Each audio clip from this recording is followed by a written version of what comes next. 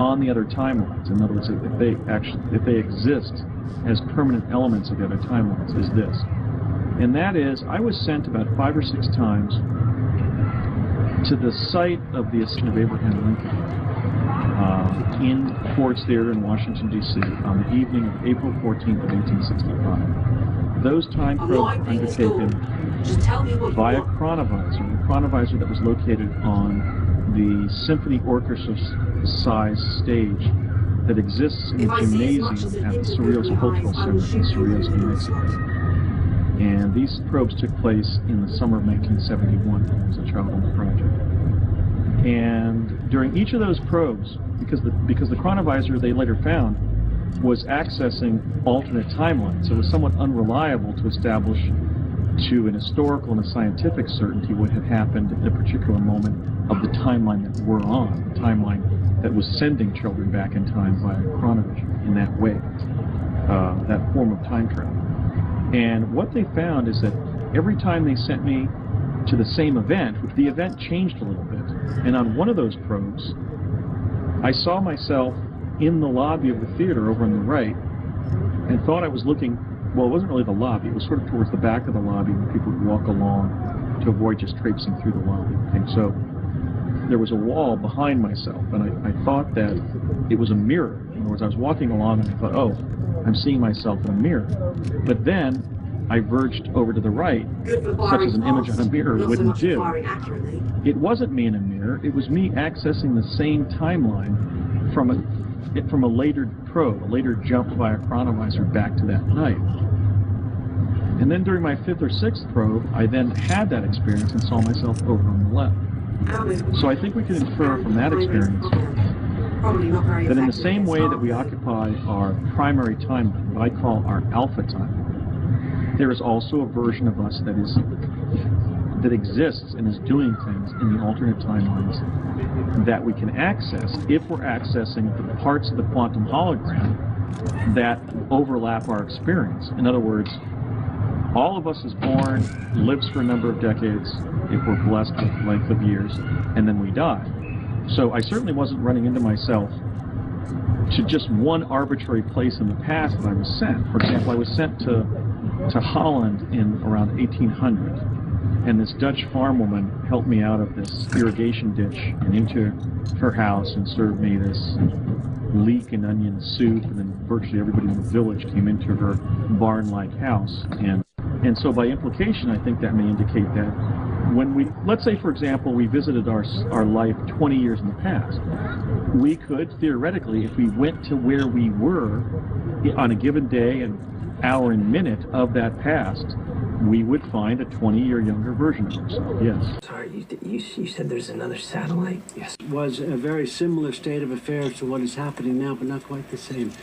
We retrieved the satellite. We found inside an encrypted message along with blueprints. But the purpose was different. The purpose, I believe, was to tether themselves to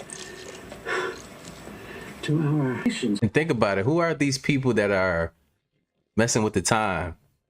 They're the same people. Remember Operation Looking Glass. Looking Glass was an operation. There's many different things that they've done that's been documented, and they've made like movies and stuff like that about like Stranger Things, and a lot of that stuff is coming out in the files, in the Epstein files, about how they were doing with children, and they were trying to harness this energy and see how it works and doing experiments on them. That's the same thing, man, as Stranger Things. But then you talk about Operation Looking Glass. They were trying to look into the future and change timelines to benefit them in the future. But after like 2012, they can no longer see that. So they've been trying to do everything else. Then you got to look up Operation Fishbowl. That's when they were all trying to shoot at the firmament and get out this mug, because they understand that we're in a closed environment. When y'all came in here, y'all got trapped. Y'all can't leave. And we cleaning this thing up. But look, the frequencies are rising and they can't stay here no more, y'all. That's real talk. There's a parasite feeding off of us, man. And they really are playing in our motherfucking face, y'all, because ain't no way Epstein got up here and said, "What's up, y'all? This Palm Beach Pete." Nigga didn't even try to make a name. Palm Beach Pete looked just fucking like Epstein. Okay. They don't even give a fuck no more. They're in their big ass houses cracking the fuck up. No shade. Like Palm Beach Pete, y'all gotta see the video. I'm gonna repost it for y'all can see it. If I was at my home in Palm Beach. Hey everybody, this is Palm Beach Pete, which isn't too far from Black Point. Black Point's the next stop. And looking at the water and the seagrass to see how it's improved or not improved since last month. But it's very interesting how both of them have a house in Palm Beach, Florida, the guy in the beginning, and also Palm Beach Pete. Here are some pictures of him growing up that I've never seen before, and some people don't even think it's real.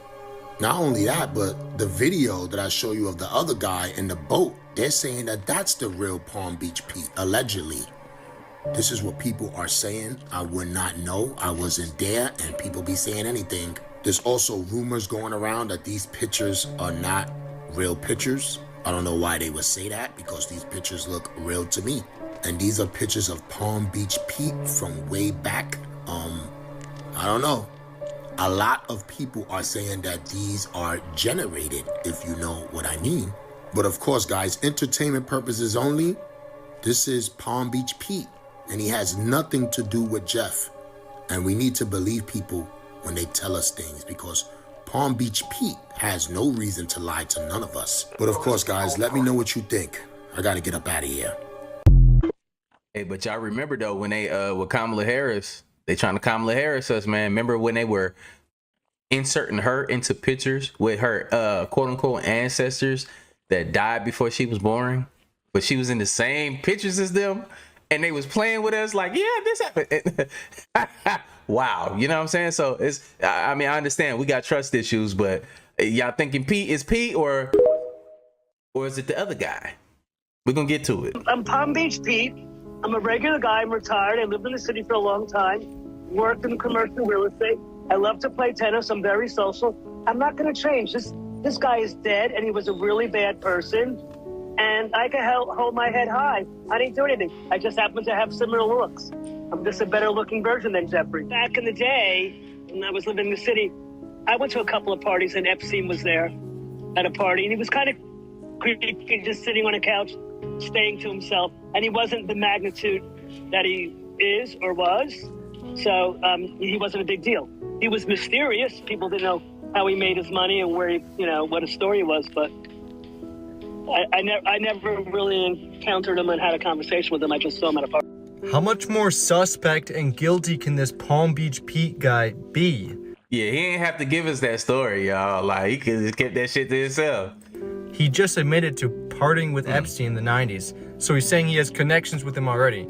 They're just getting us ready to expose the fact that this is Epstein and he faked his death, and he's probably like over 200 years old. He's also Andrew Jackson, if you haven't seen that photo. Now, this is a picture of him that he just posted like today of him in the 90s. So this is him. This is how he looked when he was partying with Epstein. But the thing is, they're the same person. Like, how more ridiculous can this story get? He's now saying that he partied with him. He is the same person as him. But it's good that a lot of people are checking on this. They're figuring out. They're not just ignoring this and saying, oh, whatever. People know what's going on here. They know he faked his death. They knew this way back in 2019. So this isn't really surprising anyone. So you're not Jeffrey Epstein? I'm not Jeffrey Epstein. I'm Palm Beach Pete. Here's all the evidence we have to confirm that Palm Beach Pete is actually Jeffrey Epstein. Starting off with the first and It's something ain't right about how he is saying this shit, y'all. Like, is that vibing with y'all? Let me know if y'all believe it. It's okay if you don't think that that's him. You know, we don't come here to force any thoughts on you, but it's just my opinion. Something is strange about this shit.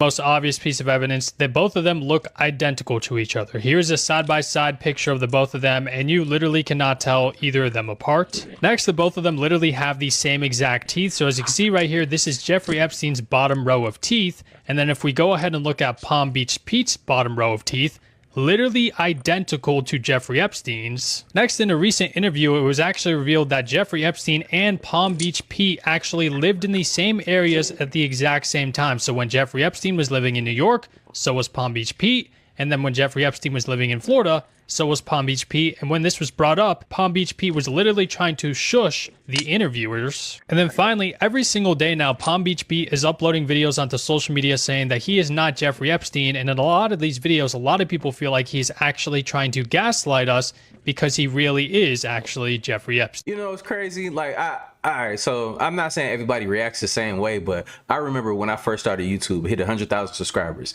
It was an incident that happened in Texas. People was in the car, somebody got unalived, and it was on live, and it was a dude in the back seat that wore a similar hat, similar beard to mine. And all of a sudden, I woke up in the morning, and everybody thought that I was the one that goddamn had something to do with this guy that I had nothing to do with. Murder.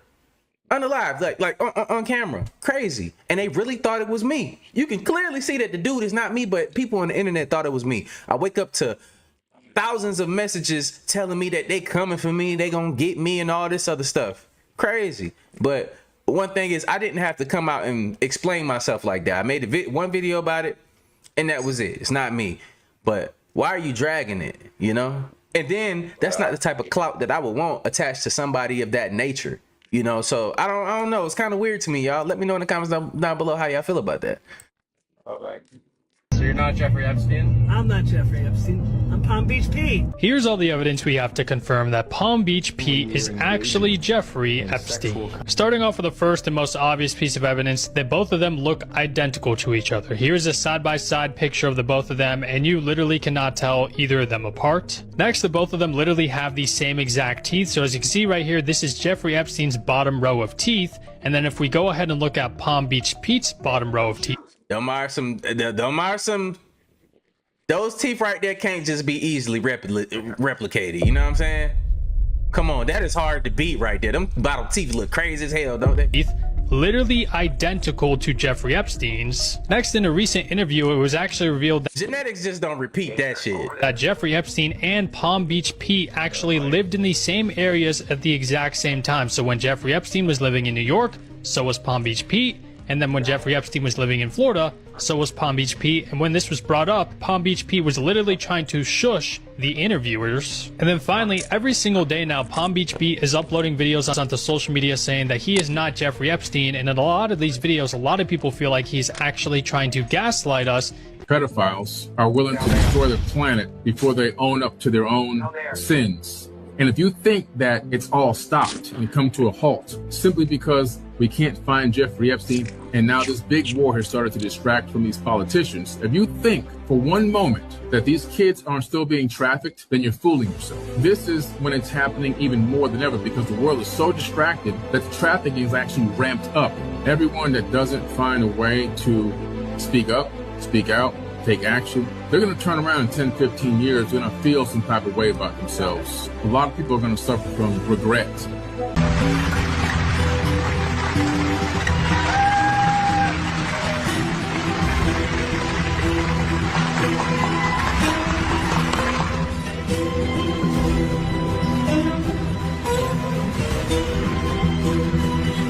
Hey, John here. I would never unalive myself. You know, I'm the guy that yells about the Epstein list and posts random videos of me making fun of all the corruption in the world.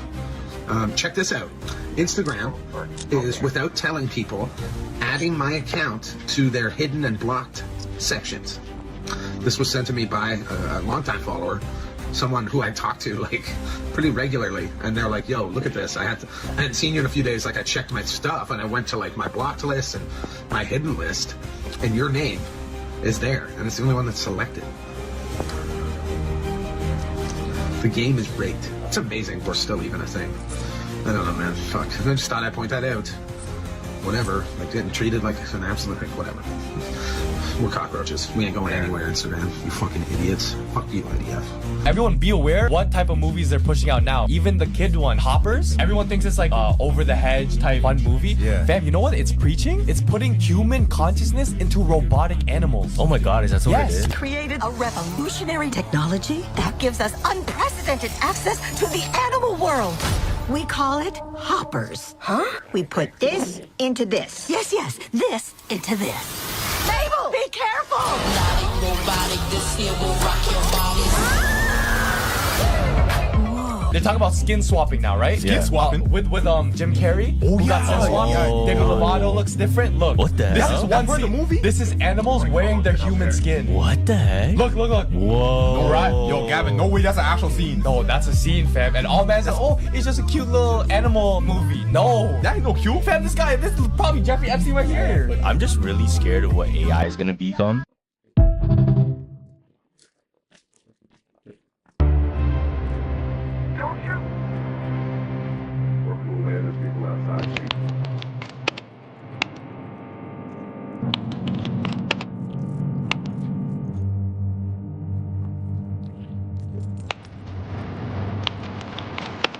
Hello there.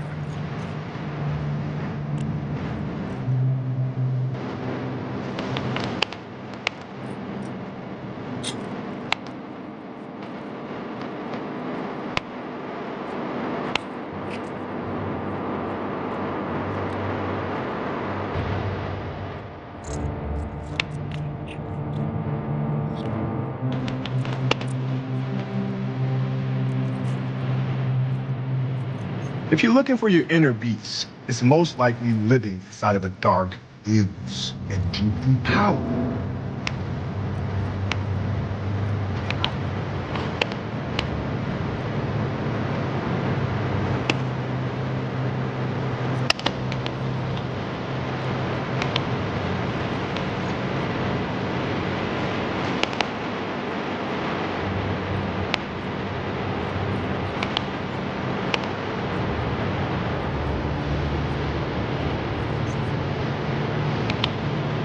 He is the key element to this entire operation. Matrix, hell. I will finally step out of the shadows, and the entire world is gonna know the name of King Algie Rick. We're in the computer? Dad.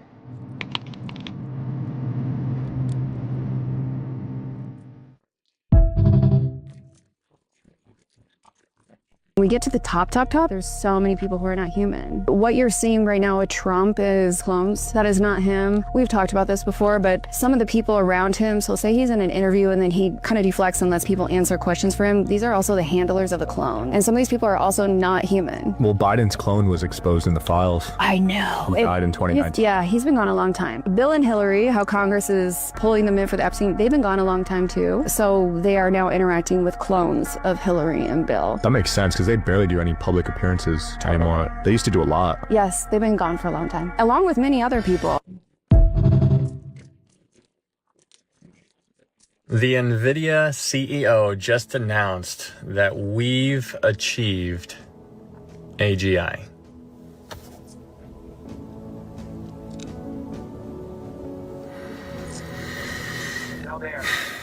This was posted at 5:28 p.m. and right now as I'm making this video, it is 6:32 p.m. Eastern Standard Time on March 23rd, 2026.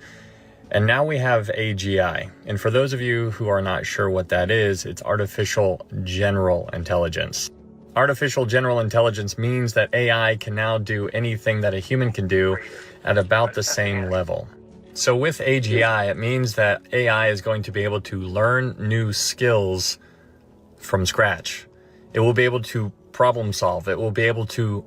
You remember what I was telling y'all about them having an advantage of technology? Just imagine. I know for example, what it's like on the other side of the veil that you can't see. What about the real technology? Imagine how far beyond they are past that, giving us the crumbs. Kind of scary. Reason. And so now that we have artificial general intelligence, the next step is artificial superintelligence. And so the interesting thing about where we're at right now today, March 23rd, is that this AI doesn't currently have a body. And so what they're doing, what AI is doing is it's hiring human beings to go out and perform tasks that they can't do because AI doesn't have a body. But what's interesting is that the bodies that they need are currently being produced. In this article from October 23rd of 2025, Elon Musk was quoted saying, "I don't feel comfortable building that robot army unless I have a strong influence." And so when we see pictures like this is what's going on over in China. They have this kind of stuff. I mean, and I'm sure we have stuff over here in America as well. But I think it's fascinating to see where we're going. We're in 2026 right now. We're talking about this kind of stuff, and this seems so science fiction that it's not even funny. But yet, here we are. And so my question that I am just pondering in my own mind is, now that we have artificial general intelligence, how long until we have artificial super intelligence? And then how long until we insert that intelligence into a body and then they just start walking around like it's just another day in the park? Now, in my own opinion, I think they've already had AGI. I think they've already had ASI. I think they've already had that for, at least a decade or two, because I think, we're pretty far behind of what the government has. And so this is just the writing on the wall as to what is coming. And I want you guys to appreciate the timing, because you have all of this, AGI, ASI, that's coming, all while we have Israel and Iran taking place right now. And then you have Trump saying that we're going to own or basically control the Strait of Hormuz.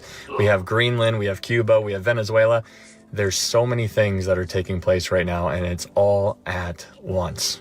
And so, in my opinion, these are all birth pangs that are letting us know just how close we are to the end times. Remember, they want to integrate people with technology, and you got to think, like, they've set this out in public like that. They're not going to need people. Not going to need people. You're a useless eater. So it's a couple of different options that we could be stepping into. Let me know which one, like, do y'all, what direction y'all think we're going in? Are they going to integrate people? Some people going to go for it. People are already doing it. They want to get the Neuralink and all these other things. Do what you want to do. I'm not a person that's going to try to convince you not to. I'm just giving you the options, but you choose for yourself. That's why each individual soul deal with the repercussions of what you do and be willing to deal with it, But if you put your consciousness into a robot, that shit be crazy, like they'll definitely be able to control you then. I'd rather be free knowing that when I pass, I can go on to another life. We're energy, we can't be created or destroyed, so we move on. We're pure consciousness. We're just controlling these meat suits right now. But yeah, I'm not going into a robot. I'm not afraid. Okay, what if I told you that the New York Post just published something that is sending mainstream historians and archaeologists for a complete loop? They are literally fuming right now because they just talked about the existence of ancient giants. That's right, actual, real, gigantic people. Now, the article comes out with resurfaced 3,300, actually, that's interesting, 3,300-year-old Egyptian document hints at biblical giants being real. I find it interesting that they say they hint at it, because last I checked, in ancient Egypt, you can see depictions like this. And you may be thinking, is this like perspective? Like this guy's up close, that guy's way far away, hundreds of feet away, so he looks smaller. But then what would you say to this one? Because that's a cow, and that's a guy taller than 4 cows. And then the real kicker, again, carved in stone, ancient Egypt, that's a foot. Now this, of course, is AI, but we're talking that kind of height. If not bigger, if you do some equation here, how tall would you be if your foot's that big compared to that normal-sized human? So why would they hide giants from us? Is it because it would contravene the official narrative of how our Earth came to be and what happened in the last couple thousand years? Also, notice it doesn't say several 100,000 or 1 billion years ago, because, well, how old is the Earth really? Now, we have been deceived about so much, it's not even funny. If you think they're not also deceiving us about the food and water supply, I might have news for you. The way they treat us is the main reason they're going to be stuck in a low vibrational hell for eternity. Read that again.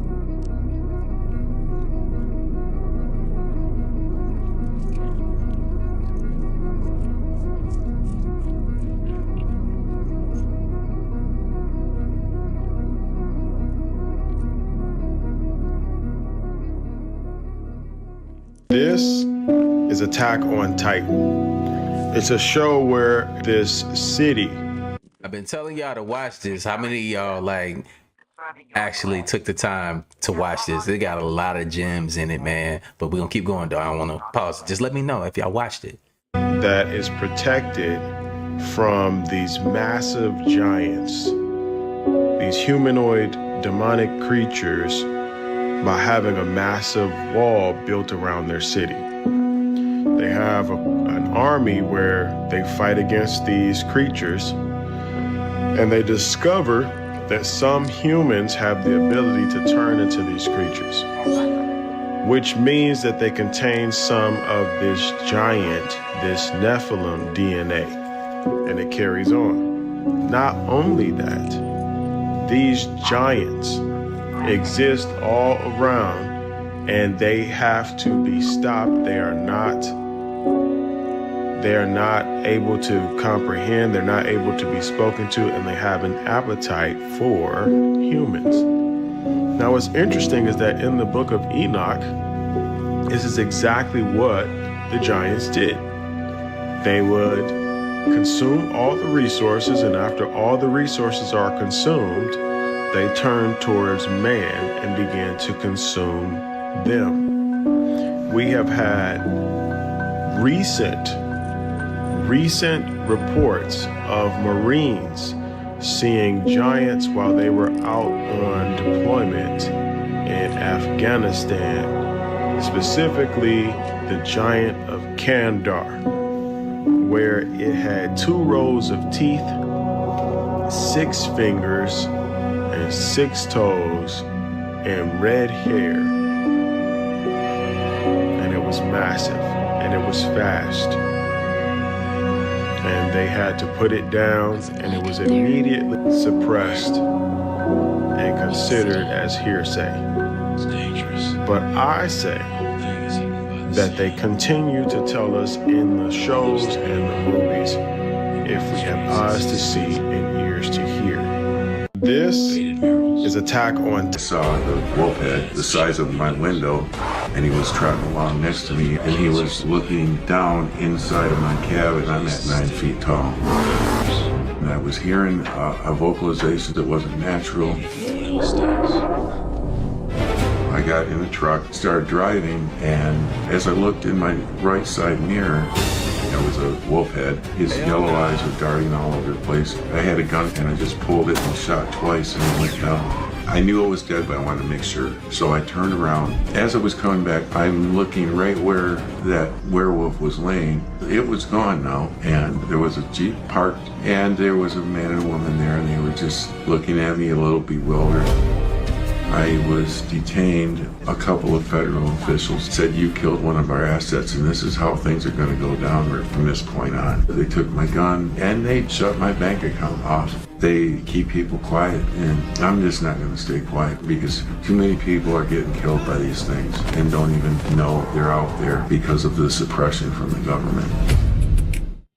That's crazy. Like they are currently, I mean, well, they already found the bodies of the Nephilim and stuff, but they do offer money for people with giant genes and stuff. They offer y'all money just to get your genetics so that they can kind of like reconstruct or trace back lineage to these people. The same thing like Attack on Titan, what they had to get an understanding for is some of them that live within the wall had the ability to transform into some of the Titans. And he misspoke kind of just a little bit. He probably just missed a little detail, but some of the Titans were actually intelligent. The higher ups, think about it, the higher up the rank was, they actually had understanding, and they also had different abilities.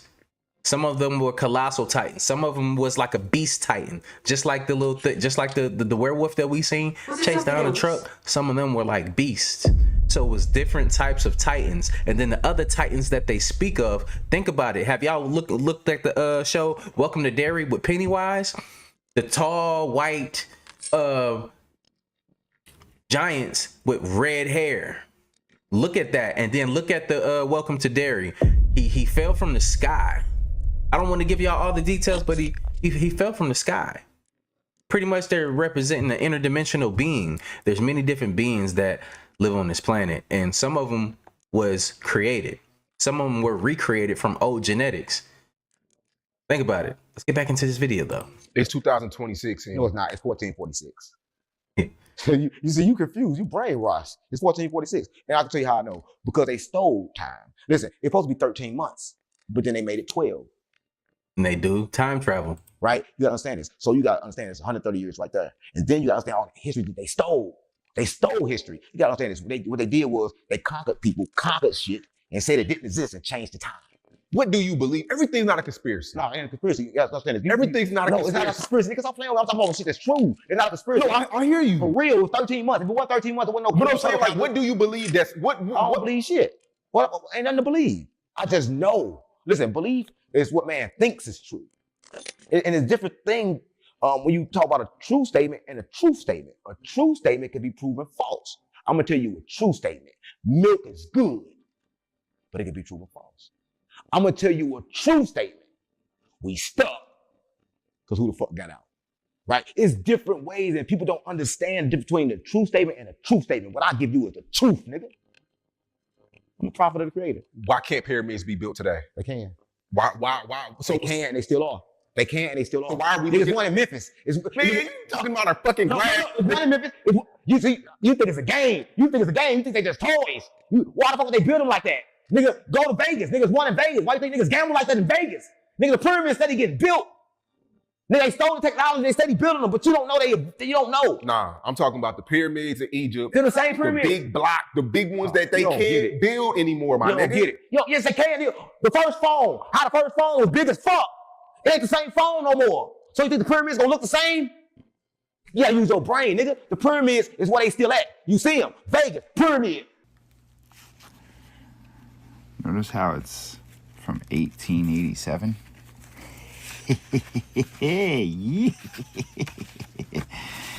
Yep. Yep. American Antiquities and Discoveries in the West by Josiah Priest from 1835. Now, me personally, this is gonna have to stay in the library, so we're just gonna come right over here.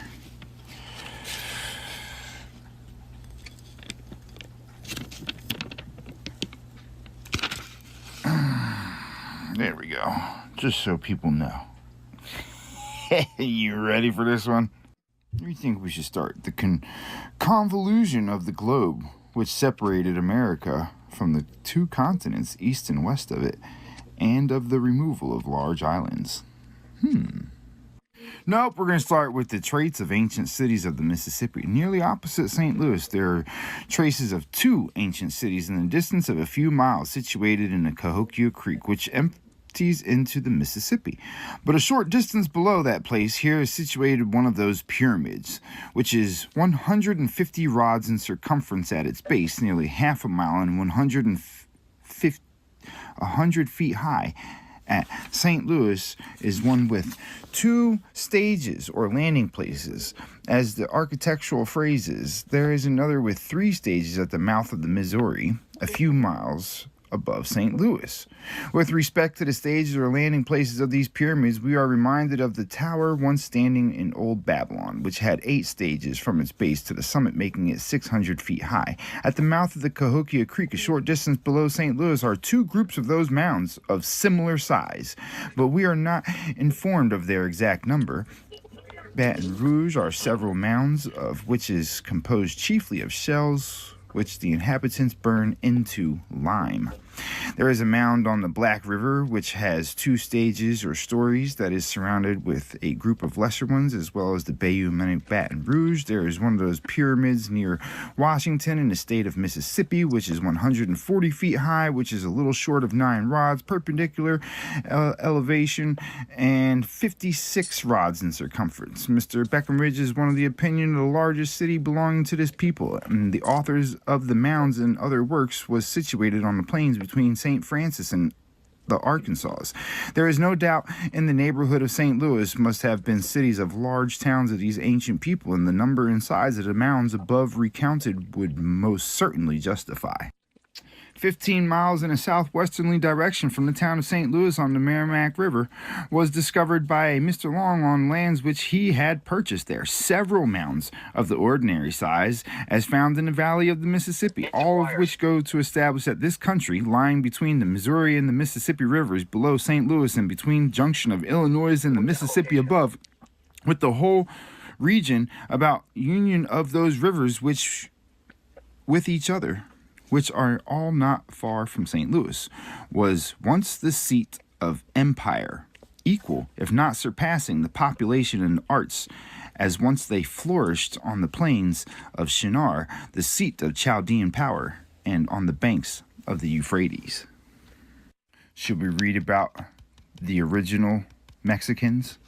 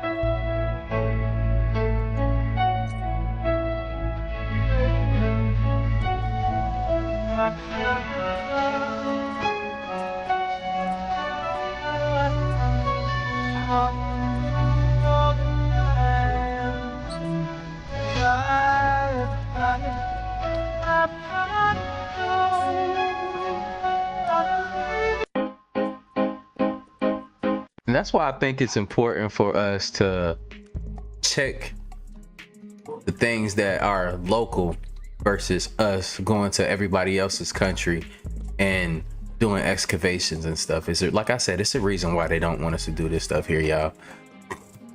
But we're gonna get deeper into that, you know.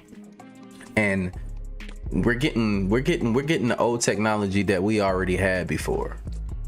The goal is to keep us away from it. The goal is for a lot of us to become like workers and yes men.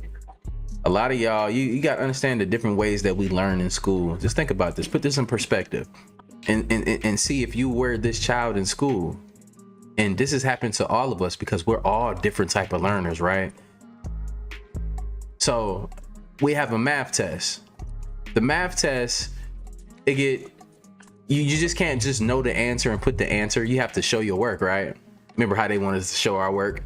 And we had to do the steps exactly how the textbook said, or we wouldn't get the credit for the answer. Or if you worked it out differently, you still have to work it out how they showed you. Some of us have a brain where we don't have to get told everything. If you give us a mission, we will accomplish it in our own way. They didn't want us to use our creative part of our brains to solve real world problems, because if all of us that think like that started to do that, we would rise to certain levels. We would get back and tap into our technologies and stuff like that a lot quicker. They're trying to slow us down because they know what we're capable of. And therefore it's few of us that start to tap into like our creative side and start to build technology and stuff like that. We're heavily influenced by outside sources, frequencies, music, celebrities. All of these things affect the daily brain of like our people.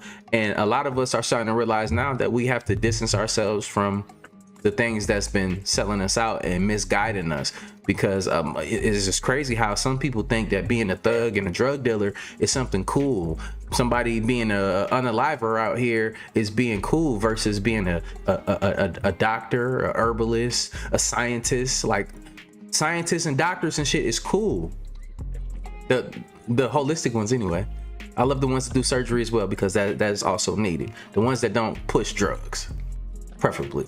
But they don't want you to be out here thinking for yourselves and being creative and in your bag, because you're an infinite being. So the possibilities of what you can build and create in this life, if you weren't stuck in a perpetual state of fight or flight and you were thinking right, oh my gosh. That's why I pour this energy into y'all all the time, because there's some of y'all that's watching this and you know what you should be doing, and you're getting back to it. You're figuring it out, man. It comes natural. It's easy. And you're thinking a lot clearer. I'm excited to see what some of y'all come up with in the future. I'm excited to see the scientists. I'm excited to see new technologies. I'm excited to see that. Those are the things that we should be applauding, man. Not all this other stuff, these dating shows and he said this, that, bro. We're far beyond that now. I know I am. But that's just where I'm at in my life, man, and the things I think about. Like, let's build something. Let's build a tech company together. So eventually, I'm gonna start bringing some of y'all on my show, so that you can show your abilities or your technologies. I don't really want to sit down and do this whole etherical talk where we're talking about spirituality all the time. We'll dabble in some of that stuff, but let's bridge the gap. Let's step into owning some shit. Let's step into farming. Let's step into a better way to solve problems, like not using pesticides on our foods, getting our seeds back so that we can have organic fruit that we can trust, not having fish farms with parasites and stuff in them, you know, stuff like that. Let's just solve some problems together. But look, man, I appreciate y'all for tapping in. Share these videos with your friends and families, and some of y'all got the answers, and that's why we do these videos. Some of y'all, well, I think everybody's capable of something, but some of y'all are just great. I appreciate y'all. I cherish y'all time, and I'll see y'all in the next video. Like I always say, spread love, because there's too much hate in this world. Love you guys. I'll see y'all in the next video, and I'm out though. Live.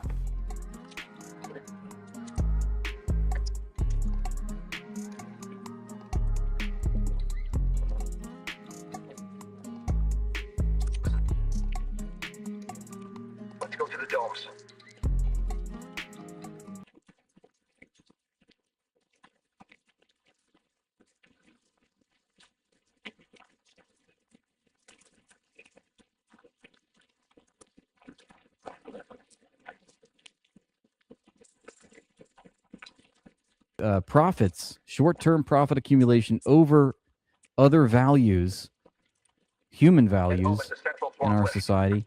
These solutions that they promote, like they're going to solve these problems, it's all a bunch of nonsense at the end of the day.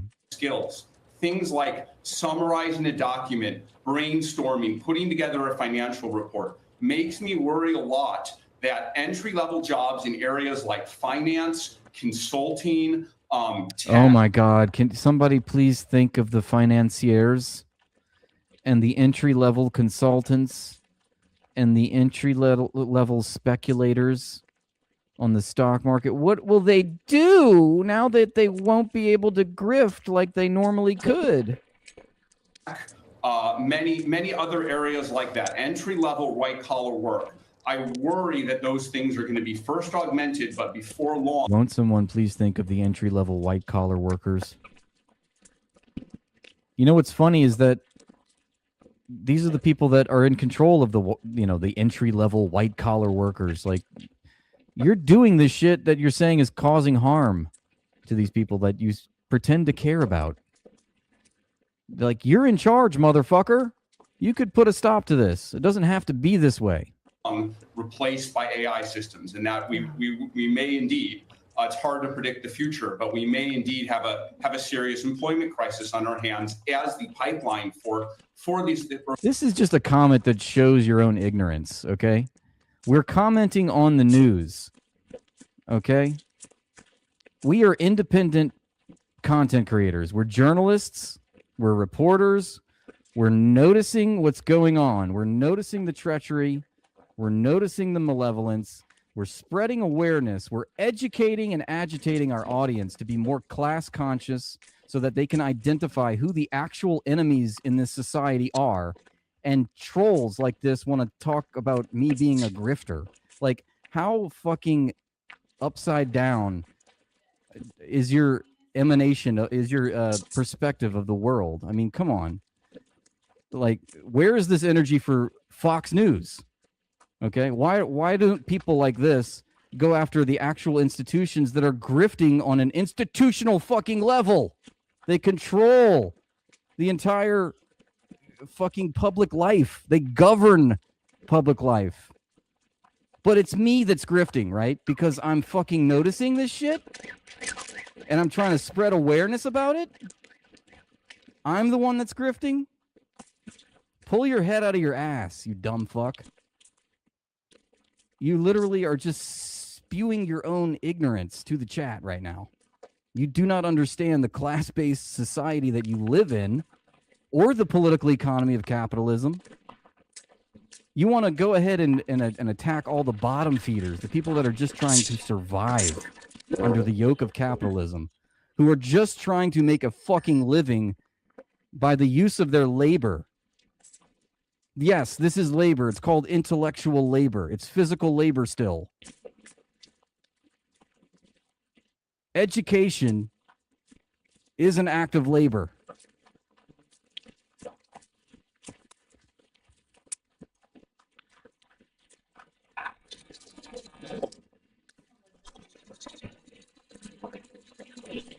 I'm just tired of the fucking ignorance.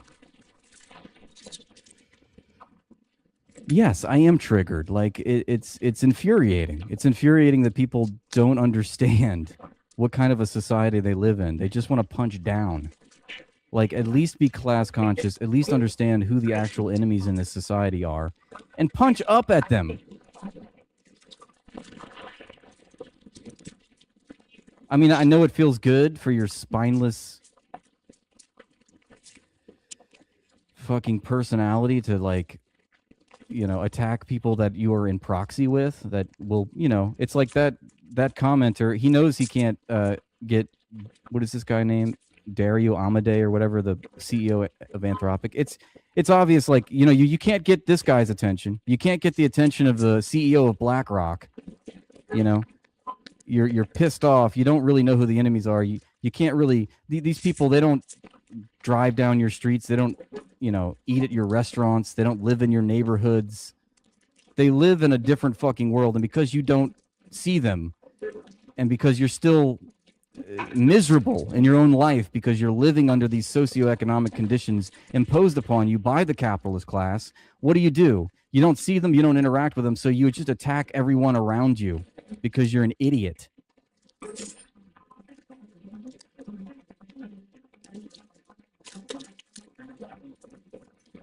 And that's the kind of shit that, like, we need to overcome as a class.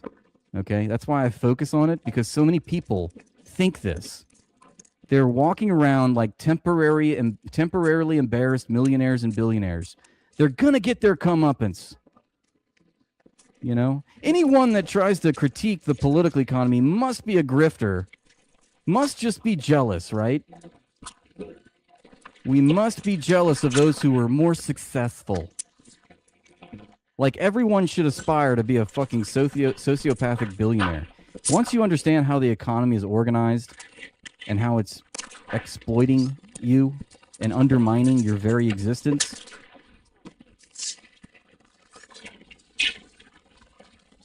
then I don't think you say stupid shit like that.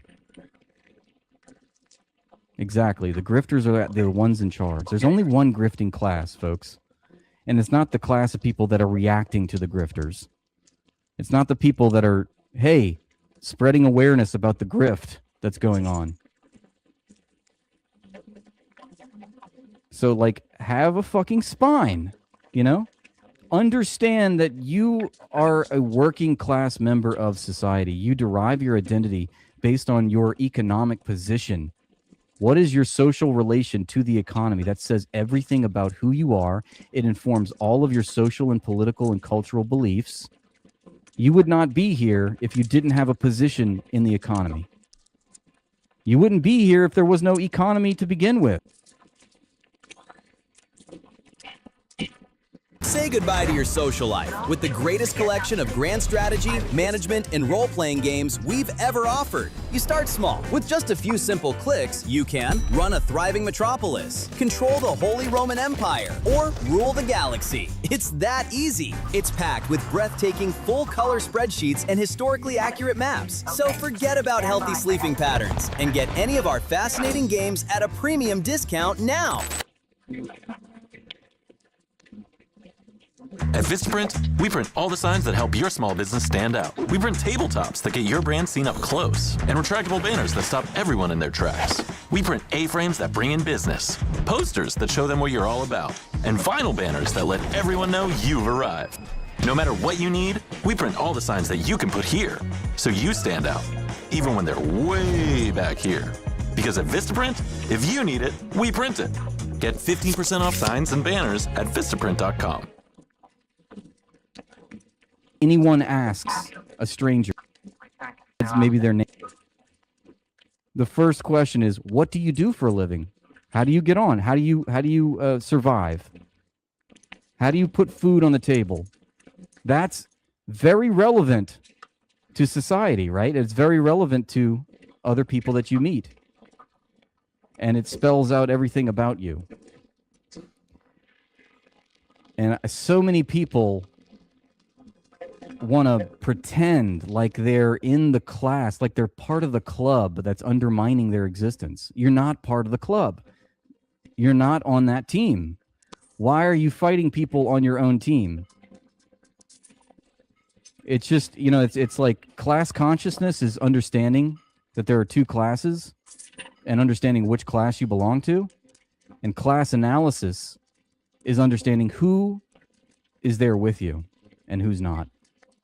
Because there's a lot of people in the working class that are in the working class, but they have ideas that are not of their class. They have the ideas of their class enemies, and they promote the cultural hegemony of their class enemies.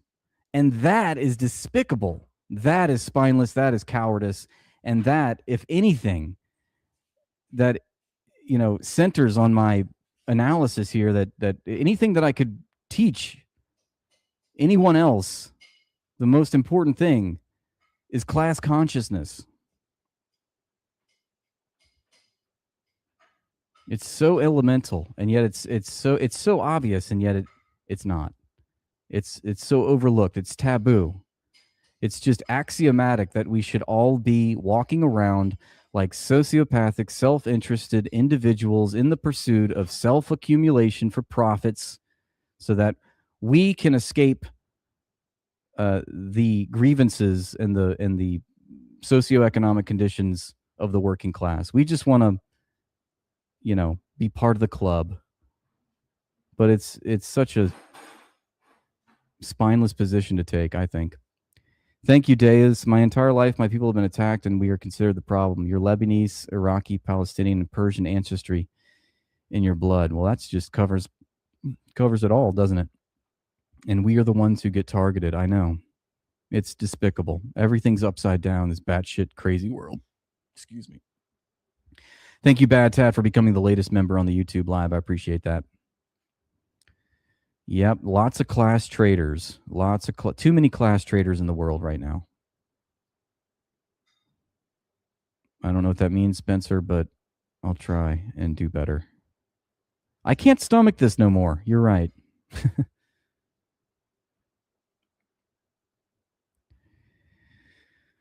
Oh. All right, back to the Goyslop.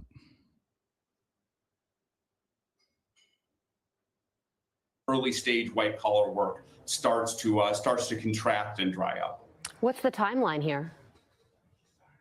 Yes, so it's very hard to predict these things given how fast, AI is making progress. But I would not be surprised if somewhere between 1 and 5 years, we started to see big effects here. I've heard a number of people talk about this in private. AI CEOs talk about this in private. CEOs of other companies talk about this in private. And I really felt that, the message that this is happening hasn't been getting out to ordinary people, hasn't been getting out to our legislators or Congress people either. And so I felt I needed to speak up on the record. I do think that this is something we can prevent this, but we need to act now. I don't think we can stop the AI bus. There are 6 or 7 companies. Motherfucker, you're at the helm, bitch. You're the one in charge. Shut the fuck up. You're perpetuating the fucking misery. The insider trading allegations are back. This time we're looking at $1.5 billion This is a big story right here. Let's listen to this. in insider trading. Or was it just luck? Did someone from this administration make a well-timed bet right before the president tweeted? Or was it just all a big coincidence? Is it more lucky trades? Now, this is a long-running story. We started with an $190 million insider trading question back when the president put tariffs on. And right before it, someone had shorted the crypto market, made millions of dollars. And once again, our question was, what did this person know? Was it just luck? And we're back to this question because with the increasing financialization of everything, increasingly geopolitical moments are more than just horrific questions of whether someone's going to get bombed or not. The new question is whether your portfolio is going to get nuked or your position is going to get blown up or somebody else is going to make a killing on you financially. And this is a question not only for the traditional markets. Obviously, we now have war trading on places like Polymarket. Hell yeah, war trading on Polymarket, where you can not stop the bombs, but you can bet on when the bombs fall. And I want to discuss it real quick before we get into the insider trading question. We're going to listen directly from the Polymarket CEO, Shane Copeland, because he kind of presents this as, oh, it's actually value we're providing to the Iranians. This is a value proposition because now people know whether they should, hide in their bomb shelter. When I get hit up by people in the Middle East who are saying that, hey, we're looking at Polymarket to decide whether we sleep near I got a jacket that says peed on it. Bomb shelter. Like, we look at it every day and I'm like, oh, it's really that popular over there? Like, are you kidding me? Like, do you not even know what's going on? Like, everyone's relying on this. Guys, is this a good thing? Is it a good thing? We're going to gambling apps and going, am I getting bombed today? Look, setting aside even the national security threat of people basically placing bets on insider information of who we're going to strike when to try to make a buck. Okay, setting that aside, isn't this just like really immoral that bets are being placed on whether we're going to strike a country and then that country is retroactively trying to use that information to figure out, insider information on whether a colonel or a general or a lieutenant placed a $50,000 bet on Polymarket, move the market. Now we know something's going on. Like, I just want to pause and think about what kind of dystopian hellscape we've created where people are looking at a gambling company to see, are we actually going to get blown up today? Because this has been well reported on from The Guardian, from Reuters, from people like the New York Times, that bettors are constantly cashing in on some of these war strikes, and some of them show signs of insider knowledge, meaning people are going to these platforms ostensibly with what looks like insider information, placing bets, and then I guess people are using those bets to kind of try to make actions on whether they're going to sleep next to bomb shelter. And we're going to go back to that, but I want to take a look now at this $1.5 billion insider trade for a second here. Now that we've kind of covered that this is happening at a smaller scale on some of these prediction markets, because of course, the biggest market of all is not crypto. It's not prediction markets. It's the capital markets. And we saw some big moves here pre-market because previously the position of our government, which of course is laid out on Truth Social, is that if Iran did not fully open without threat the Strait of Hormuz within 48 hours, the U.S. was going to obliterate their various power plants. And of course, the reason we're trying to get the Strait of Hormuz open is because without it being open, the price of oil is very high. So you can imagine that if this is resolved diplomatically, the price of oil would go down, the stock market would rip, go up. And if it doesn't happen, the opposite occurs. Oil probably goes higher. Stock markets probably take a dip if it's not open. So the information of whether Iran is going to capitulate is very valuable. And this administration are the people who know it, right? And so when the president posts that he's pleased to report that the U.S. has had very productive talks with Iran, that obviously sent the stock prices going up and the price of oil coming down, just like predicted. But people were quick to notice that there were some traders that seemed to get in early. This is the Financial Times graph. And you can see the Trump post right there. And before both of them, you can see a little spike in trading volume 15 minutes prior. 15 minutes prior, the Financial Times reportedly found that $580 million in oil trades shorting the oil market were placed. And specifically, $1.5 billion worth of S&P 500 futures were bought. Again, this is only minutes before, about 15 minutes before Trump announced that there are peace talks with Iran, which potentially could settle this whole thing. And obviously the question is, was this all a coincidence? I mean, look, I think pretty clearly it's not. I have to hedge, of course, and say that we don't know who exactly placed these trades. This is something that the SEC, CFTC would have to investigate, which, is obviously unlikely given that we just had the enforcement division director resign. We just had the CFTC. They're busy, diving into regulated betting with Polymarket and the MLB. So it seems like they have different priorities on their hands. I don't know if they're going to... Guys, stop yelling at me. God, that guy was such a prick. Former Israeli ambassador admits on live TV that Israelis have been hiding in bomb shelters for a month. He just ran out of one of those massive Iranian missiles. Pound. Ooh, pound. Yeah, pound it. Pound it down. Pounding Tel Aviv. The Iron Dome is completely failing. And the panic is real. Our children, our grandchildren will be very... The panic is real. Right, Gaga? 15-point plan should include U.S. delivering Yahoo's frozen body to Iran to be peed on. Ooh, that's nice. And Yair is a stepping stool for the Ayatollah. That is beautiful. Lovely. Well, if the conflict ends and if the goals of the war are achieved, John, then everybody in Israel will be very, very happy. I just got out of the bomb shelter about 5... I just left the bomb shelter, and I can tell you that the chosen people are in good spirits, happily graping and swinging chickens down there. 5 minutes ago, we had another two very large missiles striking not far from where I'm talking to you. And these are cluster bombs that break up into many, many bomblets and kill people. Yeah, something's telling you, Michael, that you should maybe get the fuck out of there. I don't know. Just have a hunch. So certainly the people of Israel who have been in these bomb shelters now for a month, our children, our grandchildren will be very, very happy if this war ends. But it has... I don't think so. Not so fast-a-wits. To end in a way that we don't have to fight it again another 10 or even 5 years. Well, if the conflict ends... 5 years? Can you imagine? 5 years? There's no Israel in 5 years if it continues to this pace. And if the goals of the war are achieved, John, then everybody in Israel will be very, very happy. I just got out of the bomb shelter about 5 minutes ago. It's just funny. Sometimes you just take it out of context, just listen to what they're saying. I just got out of the bomb shelter a few minutes ago. Yeah, here's your sign, Michael. Here's your sign. All right. I got some more updates to show you. Exploiting sirens to avoid paying? What are the Jews in Israel up to now? Amid the current tensions, a Hebrew report revealed a noticeable phenomenon inside Israel.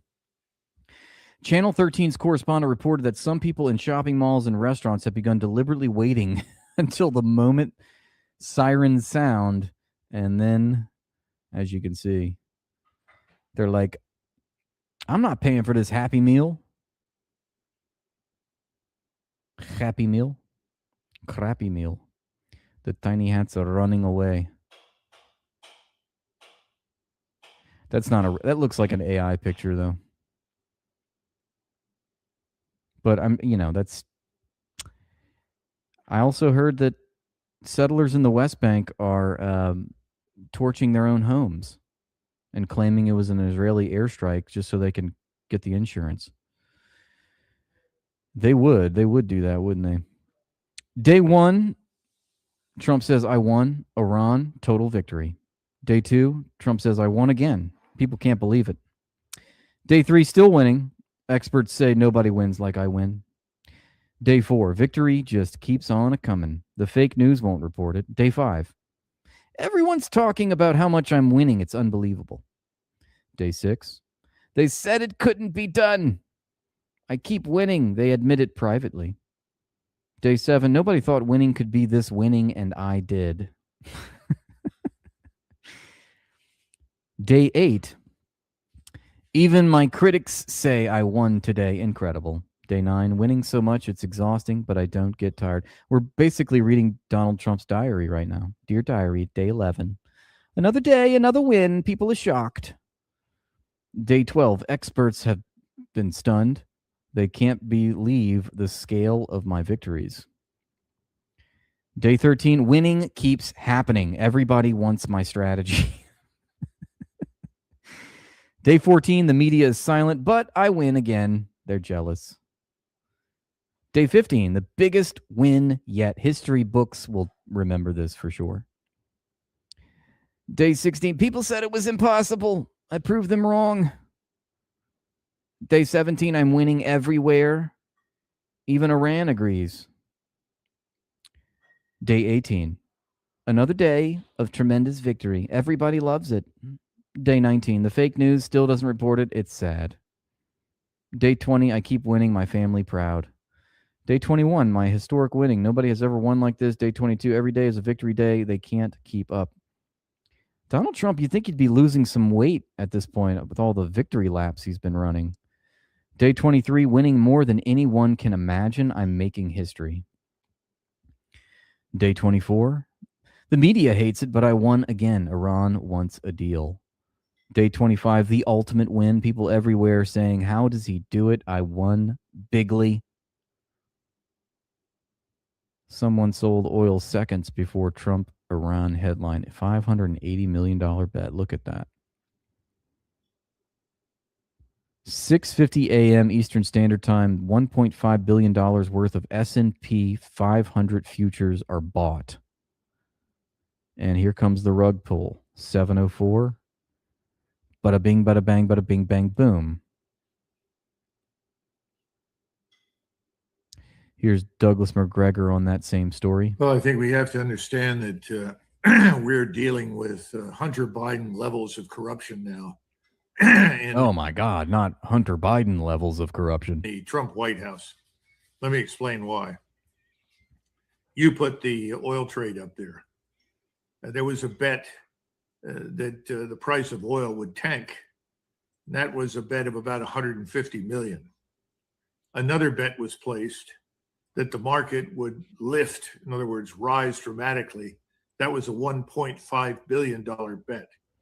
Now, whenever you bet in the market, which is effectively what it's about, it's a big casino.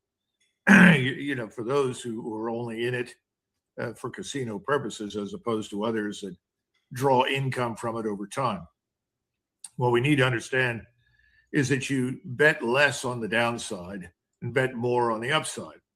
So the $150 million bet paid off because somebody within 3 or 4 minutes of President Trump's announcement knew what President Trump was going to announce. The same thing was true for the 1.05 billion bet that you've got up there now. Both of these bets paid off handsomely. Now, who in the White House could possibly have known, and who in the White House has access to that kind of capital that could have a stupendous impact on profits? Well, I'll let everybody in the audience sort of let that sink in. Think about it. And understand that in a normal setting, were this to happen, I would say 50 years ago, 100 years ago, maybe even 30 years ago, the Attorney General would be sitting at his desk or her desk and receive a note saying, we have witnessed this unnatural market behavior that's resulting in mega profits. And it all seems to come right before the president makes an announcement. We feel this justifies an investigation. Well, I don't think with Pam Bondi in there's any chance of that investigation. How much fucking money do these sociopaths need at the expense of seemingly everyone at this point? Happening on the executive side. Now, then the question is, well, what about Congress? Will someone in Congress stand up and say, look at this, this is outrageous? Maybe, but it's unlikely that it will gain much traction because the population of people that sit on the Hill in Congress are busy with insider trading. In other words, I mean, Donald Trump already has made billions of dollars on his presidency, and he's still rug pulling and engorging himself. everyone in Washington is profiting one way or another from the disasters that are unfolding in front of us on the Hill and here, you know, in the Middle East and here at home. We're at the apex of criminality. There's really nowhere to go except rock bottom. So I really, really want the MAGA crowd to pay attention to this because they've been taken in badly by this president, misused, abused, and exploited. They need to wake up Well, most of them are cucks and they like it. and understand the kind of Hunter Biden level of corruption that they're dealing with in the Trump White House. We're talking about rednecks who punch themselves in the face and think they're manly. That's what we're dealing with. Breaking back in March, Trump claimed that the U.S. blew up a drug trafficking training camp. Oh, yeah, I'm sure that was legit. In Ecuador, and released a video of the attack. Today, we just found out, thanks to the New York Times, that it was actually a dairy farm. Well, we know from Israelis that, you know, milk is an issue of national security. That's how Hamas makes those rockets, you know. Mother's milk, baby formula. At the request of Ecuador, the Department of War executed targeted action to advance our shared objective of dismantling narco-terrorist networks. Oh, yeah. Got to watch out for those narco-terrorist networks, folks. They're everywhere. And if you don't see them, that's because they're so good at hiding. And if you do see them, it's because they're everywhere. Either way, the threat is very real. All you have to do is imagine it. This operation demonstrates the power of coordinated action and sends a clear message. Narco-terrorist networks will not find refuge in our hemisphere. So this was a war crime. Thank you for blowing up a dairy farm in Ecuador. All in the name of freedom and democracy. God, this country is so despicable. I cannot stand it. On the flip side, Haifa is completely destroyed.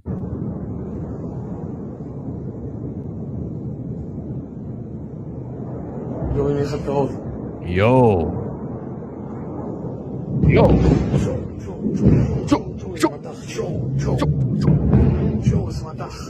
Show my cock. Show my cock.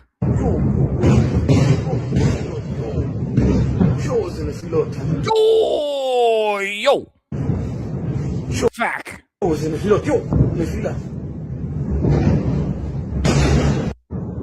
You want to hear two Jews talking to each other? Yo. Yo. Yo, yo, yo, yo. Sho. Sha. Sha. Wow. Whoa.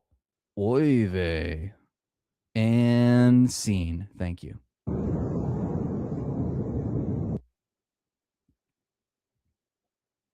Yeah, it did sound a little Asian. You're right. Speaking of Asians, look at this guy. He is oppressively Asian. I've never seen someone that Asian before. That's crazy. I like this guy, Alon Mizrahi, by the way. He posts a lot of good stuff. He's an ex-Israeli, anti-Zionist Arab Jew. They do exist. It's like Santa Claus. It's like finding Santa Claus or a leprechaun. An ex-Israeli, anti-Zionist Arab Jew. Wow. How rare. I wonder if I collected them, how much shekels I would get. Okay, sorry. I don't know. I'm just spitballing here. It is very, very rare to hear China use such terms. They are so level-headed and pragmatic usually, says Alon. When a formal Chinese speaker uses this kind of strong, direct language, it should send chills down the spine of Western leaders. China is a massive giant with unlimited capabilities, and it stands 100% with Iran. This cannot end in anything but a resounding defeat for the United States and Israel. Let's listen to this clip from Victor Gao. 越来越大的 An increasing probability suggests that the military wars invasions waged by the United States and Israel contain evil elements, he says. I believe that all of humanity should cooperate to eradicate the evil forces revealed in Jeffrey Epstein's files. Based. Look at that. Everything is in Mandarin except for Jeffrey Epstein. He's transcended all geographical and cultural boundaries. An increasing probability suggests that the military wars invasions waged by the United States... I guess it was a short clip. Okay, not as exactly bone-chilling as I thought it would be. It's a bit of a hype build-up, but that was pretty based of that Chinaman. I told you 24 days of running to a bomb shelter several times a day would break Israeli society. Look at this disturbed woman walking around with huge knives, waving them at people in Beersheba in Israel. Oh, my Lord. אפשר להסיכנים? זהרי, גברת, זהרי! Oh, my word. Get away from this lady. She's brandishing a knife. גברת! Oh, my God. Now she's running with knives. That is not a good look.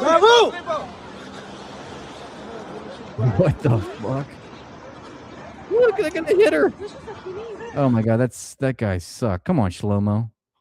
Get in there, Shlomo. Get your hands dirty. Don't be a pussy. Are they all pussies? He had full vantage point. He's going after a woman, and she's got his back to him, and he still can't take her down.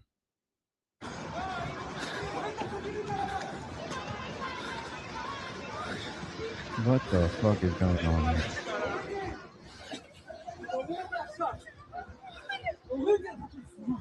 Oh my! What the fuck? He's terrible. Like, what has he got there? It's like the thing that they wrap their arms around, like they're doing some heroin or something. You know how they do that little ritual where they wrap their arm in that whatever that leather is? He's like trying to throw it. It's like maybe 2 feet, and he's like 10 feet away, and he's like, meow. Somebody needs to explain math to him.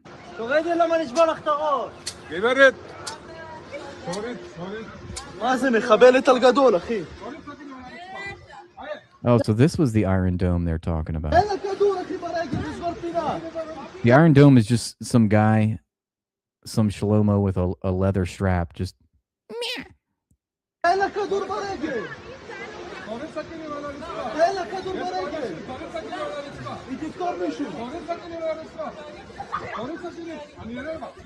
Guys, leave this poor woman alone. She's just looking for a chicken to swing. Jesus Christ. She's trying to fulfill her blood sacrifice. This is what you guys do, isn't it?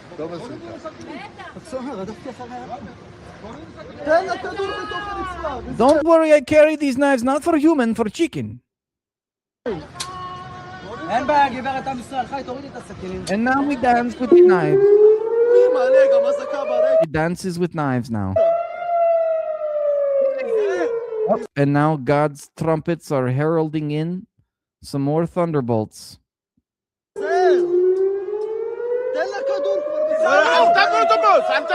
Look at this. It continues. Oh.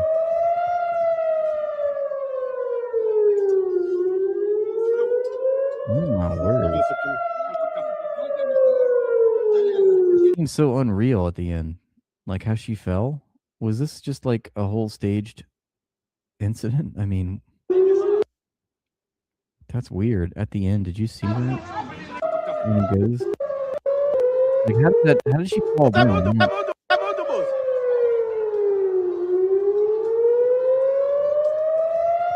How did that belt make her fall? I don't understand. That seems fake. Oh, here she is again. למה הם הסיכנים?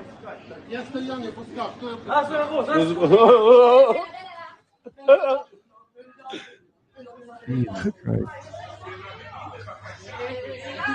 زهر اخي زهر Oh, it's so funny. Yes, I did. You with the knife. Oh, he's so funny.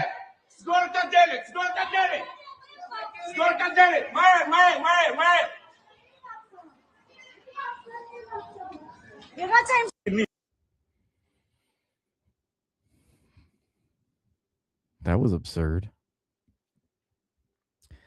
Senator Ted Cruz says, due to the Democrats' shutdown, I've asked the financial clerk of the Senate to hold my salary. All right, Ted Cruz. Maybe you should ask Netanyahu to relinquish your balls.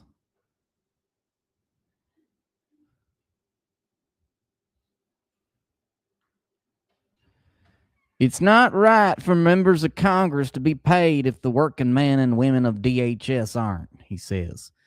Dear Mr. Ruckner, for the remainder of the current partial lapse in appropriations, please hold my salary check for pickup in the disbursing office. It's not right, but it's okay. I'm gonna get paid by AIPAC anyway. Senators don't really care about a salary because they're all corporate shills. It's not right for members of Congress to be paid during a partial shutdown. Oh, he's so noble. He's so noble.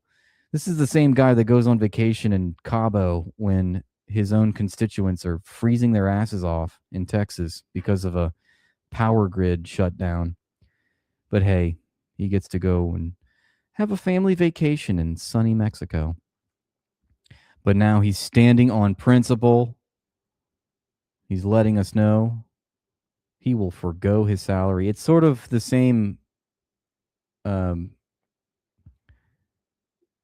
tactic of the uber elite billionaire class. Like when Elon Musk tells us, oh, well, I don't really actually take a cash salary. Oh my gosh. Well, you are so benevolent. You're so pious then. Well, the real story is that that's not how individual sociopaths like Elon Musk and the Epstein class that he belongs to, that's not how they make money. That's not the rules that they play. They don't need to make salaries. They have passive wealth, not earned income. And yet we only tax earned income and not passive wealth. And that is also evidence of the class war that we're living through right now. And, that's our legislation we got. It's legislation for the capitalist class.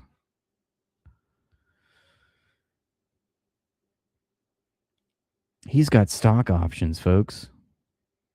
He's got AIPAC donations that he lives off of. State of emergency declared in Israel as a radiation leaked from Dimona. So this is pretty big. I think this is what Suleiman was talking about earlier. He said that there's been some leakage. State of emergency declared in Israel as of 4 hours ago. If this poster is true, radiation leak from Dimona.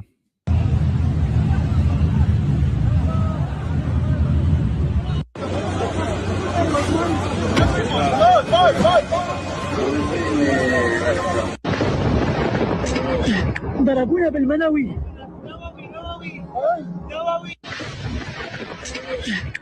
That fat fuck Benaquir going to cry about it some more.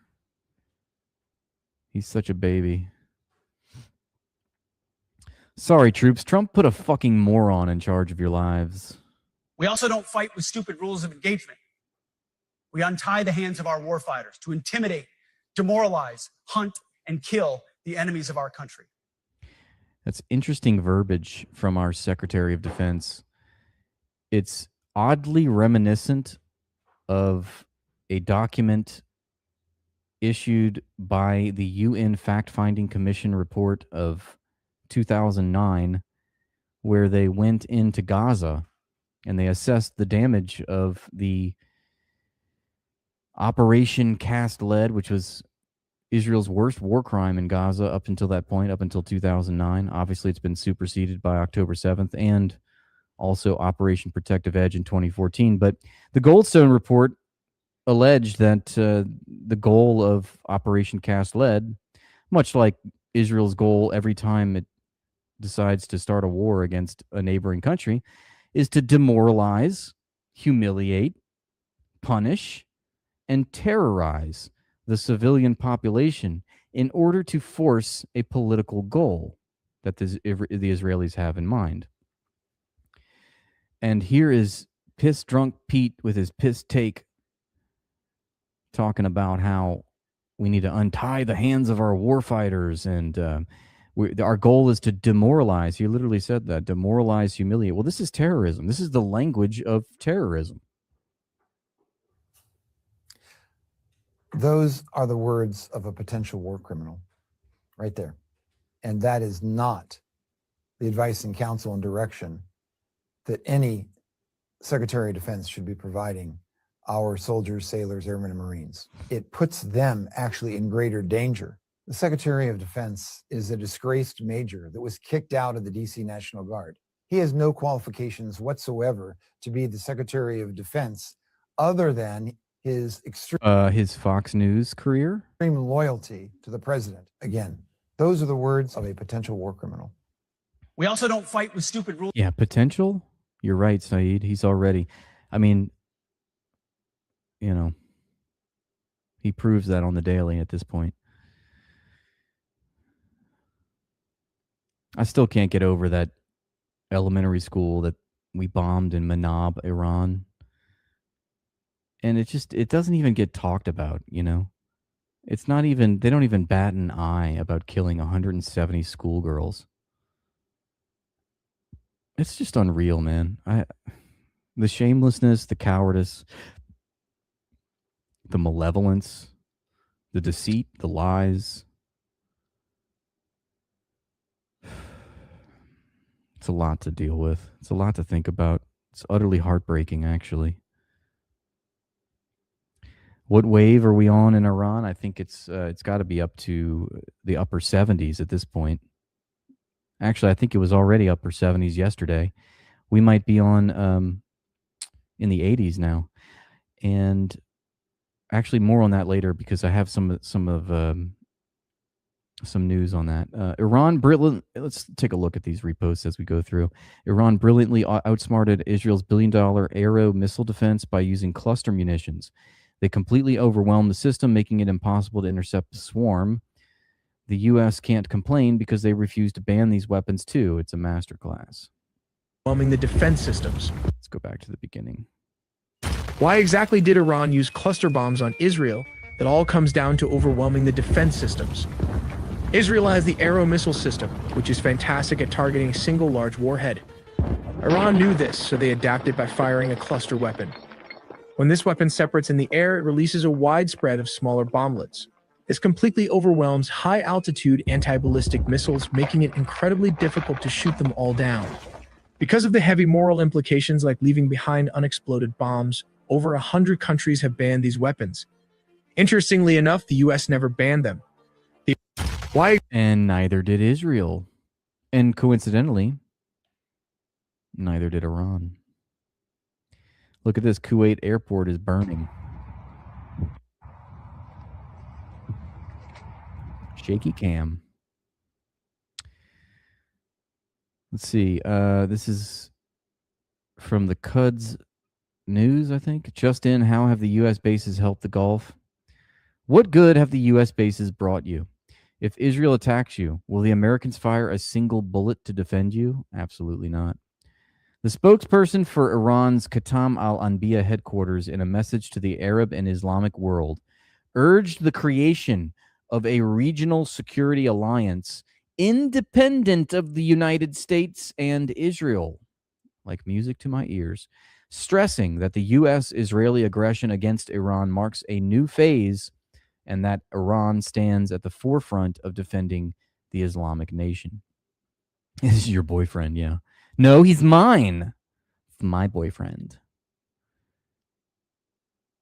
He's a Giga Chad for sure. He called on regional states to avoid reliance on external powers, return to the teachings of the Quran, and build a collective security system declaring Iran's readiness to form a military and security